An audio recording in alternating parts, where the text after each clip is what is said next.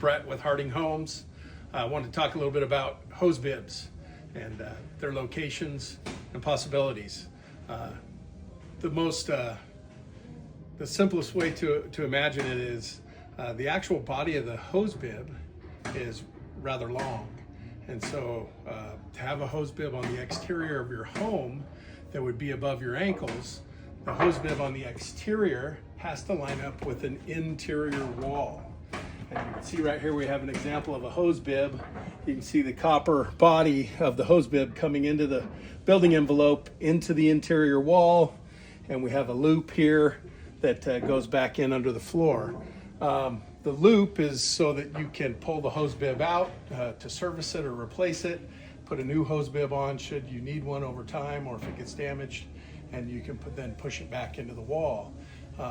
But a standard height hose bib, you could potentially place anywhere around the perimeter of your home that you don't have flat work poured. So where your front door is and your entry and there's concrete, you can't have a hose bib there at standard height. The back patio also would be a place where you wouldn't be able to have a hose bib over your back patio. And there is an exception to that. But what happens is when you put them in those areas, they end up so low to the concrete and they point down that you can't hook a hose to them, or it's extremely difficult and it's frustrating and maddening, believe me.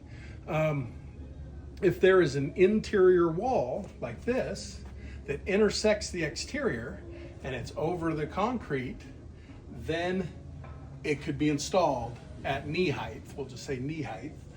Or higher. So because you've got this loop, the pipe is inside the building envelope and protected from freezing, and that's our goal, is to keep these pipes from freezing. There are some other jurisdictions, or maybe not jurisdictions, there are other places in the country where the weather doesn't get cold enough to allow the hose bibs to freeze, but in Idaho you definitely reach temperatures that are going to cause damage to a hose bib if it's not protected properly.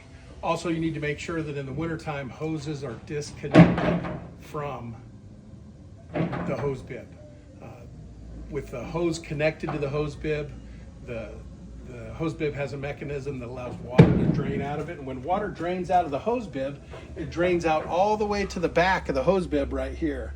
So there's no water on the outside that would freeze and cause it to burst.